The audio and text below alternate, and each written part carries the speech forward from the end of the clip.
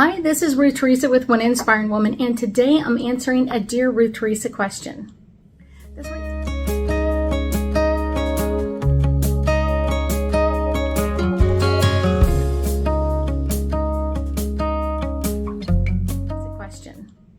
That's right, today I'm answering a Dear Ruth Theresa question of what should I do or not do on a ghost tour? That's a great question because we've got all these great ghost tours coming up. And one of the things that's really important is kind of knowing the group that you're going with and kind of like read all about them on the website, kind of like talk to other people or look at their reviews that have been on that ghost tour, and kind of really deciding if they're the right group for you to go with is really kind of number one of kind of where are they going? What are they going to show us? What stories are they telling us? That sort of thing. So you kind of have a little bit of insight. So it's not all like, oh my gosh, I didn't expect this. And a kind of a side note is make sure that you wear like closed-toe shoes. That's kind of one of my secrets. I love wearing flip-flops. I hate closed-toe shoes. But on a ghost tour, they can be best because you never know what kind of things you're going to be walking through. If you're going up and down stairs or dealing with a big group of people, that might be better to kind of use closed-toe shoes. So that's kind of my hint number one. My second thing is really think about what you're going to do if you get to see a ghost. That's kind of the fun part. So kind of really think about that of what am I going to do if I were to see a live ghost? Kind of like if I see a full apparition, full body, part body, whatever it is, if I see something, how am I going to react to this? And that can kind of give you a little bit of insight. Yes, your heart is going to be pounding and racing and kind of like, oh my gosh, what am I going to do? But I will tell you that 9 times out of 10, a ghost isn't going to do anything to hurt you. All they want to do is connect to you. So that's kind of like the interesting part is don't freak out about it and kind of like be open to their communication with you. This can be a little, like I said, a little overwhelming, but also the fun part of kind of like, what do you feel? What do you get from that ghost? Kind of opening up to that energy. And so the first part of that is literally don't freak out, because if you are jumping all over the place at the first sign of any movement in the room or freaking out of like, oh my gosh, someone heard something, then you're kind of like, that ghost is like, I don't want to deal with these people, they're freaking me out kind of thing. And so it's kind of one of those things to really be open about it and kind of make sure you have your brave face on and kind of be prepared. So in case you connect with a ghost. And one of the things that I will tell people when you're connecting to a ghost is really opening up your energy to them. We want them to tell us about their life. And so it's just kind of like meeting a new person. You're not going to go walk up to them and go, hey, tell me about the day you died. No.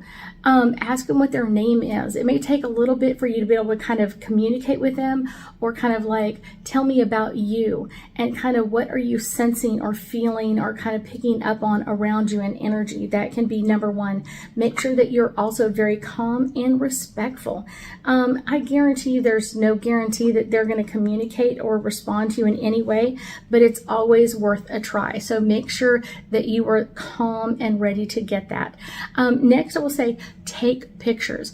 And one of the things I found out from a friend of mine I've gone ghost hunting with a few times with is put your phone on airplane mode. Do not turn on the flash at all. Just turn it on airplane mode. And even if it's in a dark area, a lot of our phones nowadays, even our cameras, are really great about highlighting the light that's already in the room. So you may be able to pick up something without having on a whole lot of light in the room. If there's not, what I would suggest is point like a flashlight somewhere else, not in the corner where you're feeling the movement or the motion or anything like that. Point it in another room, so it just another area, so it just kind of lights up that area, but it's not directly at the ghost or anything like that, because it can kind of scare them off as well. Like I said, don't use a flash. Make sure that you are holding the camera as still as you possibly can. When you are in a low light situation, the more you can hold that camera still, the better off you're going to be on, is because otherwise it becomes a little blurry. So be careful with that as well. Number 3 is you can also have a video recorder, so you can just like video everything in the room, nice and slow. And when you do, you want to just kind of do it really, really slow. Just kind of stand in one place and just like slowly move your camera a little bit at a time. And if you feel motion in an area, then hold it in that area for a period of time. That can also get you some great movement and some great sound as well, which can turn out to be great evidence. The next one is you can also do some audio. When you are connecting to a ghost, ask them questions. And kind of like a electronic voice phenomena or an EVP, is ask them questions. And like I said, it's kind of opening up to someone new. So ask them, what's your name? Where were you born? What year were you born in? What did you do for a living? That sort of thing. So that can be a really fun one to kind of open up that energy a little bit at a time of what did you do for a living? That sort of thing, kind of like, okay, what were you doing? If you're contacting someone who was in the military, ask them what their job description was or where they were stationed. A lot of times that can really help you narrow down the search if you're trying to find the person as well. So really kind of opening up to that part of it can be a great one. When you talk to them, make sure that you give them plenty of time for them to answer, like a minute or so. So you would say like, okay, ghost, what is your first name? And then be silent for a minute. And then what's your last name? Be silent for a minute. So you want to do it very, very slow so they have plenty of time to kind of put that information in there. I will say kind of the next one is kind of number 4 is kind of like calling in other people. When you are kind of being calm about things and you bring in other people, they can just be a witness to what you've seen or heard or connected to. Don't freak out, like I said, but calling someone in like, hey, can you just walk in this room with me? I'm feeling energy over here in this area and I'm picking this up. And so they can also help by filming you and that corner as well, or kind of like what energy is coming out there. And that can really do a great wonders for kind of like documenting what the experiences have been. And that's really number 5, is you really want to document it as much as you possibly can. There are so many different types of meters and ghost boxes and all that kind of stuff that people use. Now, I personally don't use any of them. I usually just document it with my camera phone or my camera on my phone of recording what I've picked up on and what's there and available. So that's kind of the best part for me, is kind of like getting that energy to kind of connect with me, kind of communicate with me, and really kind of opening up that space for what's about to happen, of kind of becoming new friends with someone. That's kind of like the interesting part about it. I will say the last part is one of the interesting things is kind of like my side hint is always wear closed-toe shoes on ghost hunts. Learn this one the wrong way. A lot of times when you're going on ghost hunts, you may be going up or down stairs, and some of the places are older facilities. Sometimes they don't always have railing. Sometimes the steps can be like different sizes. And so if you are going on a ghost hunt, make sure you wear closed-toe shoes, but make sure that you are very comfortable, because you're usually going to be standing, walking, or talking quite a lot on a ghost tour. So that can be a really fun thing for most people, of kind of like, where is this going? What's the information that's coming through? And connecting to the ghost is the best part. Let me know how you do on that one. So let's do some angel cards and see if our angels have any more insight into connecting to ghost on the other side. This one is literally calling my attention so much right here.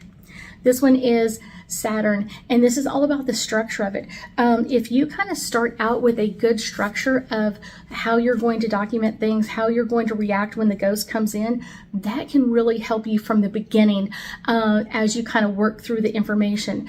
Make sure that you have a structure to connect to their energy and a structure to disconnect from their energy, as I would probably say the most ones. The other ones are always like fun to do and kind of document, but it's up to you. The next one is Scorpio, and this is all about investigating. This can be the really fun part, to kind of do those investigations. What do you pick up on? What can you verify? What can you not verify? I usually have a team with me, and when I connect with the ghost, their job is to figure out who I'm connecting to and how accurate I am, and that can be really fun as well. And kind of finding out the information about the ghost can be cool too. This is Midhaven, and this is the Pinnacle. The Pinnacle is literally communicating with the ghost, is getting them to tell you about their life, getting them to tell you about what's going on around you. Can be a great way to kind of just like, wow, that's the important part, is to really have their energy open to you, so you can keep asking them more and more questions and get more and more information from them. The next one is Pisces and sensitive. A lot of times we are really sensitive when we're on a ghost hunt, and we should be. Our energy should be open. We should be sensitive to what we're feeling and sensing and hearing. All of those senses should be like wide open. What are we picking up on? But I guarantee you the best part of that is make sure that you have a place to close it all off and clear off any of that energy that you've picked up on. That's number one, definitely. Mars is all about motion. Going on a ghost hunt can be something that can be so much fun, so much energy going on, and it really kind of gives you a chance to connect with other people. Now, I will tell you that kind of one of the secrets that I found is a lot of times people like doing ghost tours at night because it kind of makes it a little bit more scary. But the ghosts are usually there 24 hours a day, 7 days a week, 365 days a year. You don't have to go at night if you don't want to. You could go there during the day. You could go to a cemetery during the daytime, and not necessarily going to a cemetery at night when you could fall down or get hurt or something like that. So make sure that you are connecting with your ghost and disconnecting with your ghost. I thank you so much for joining me today, and I know that we'll be talking again soon.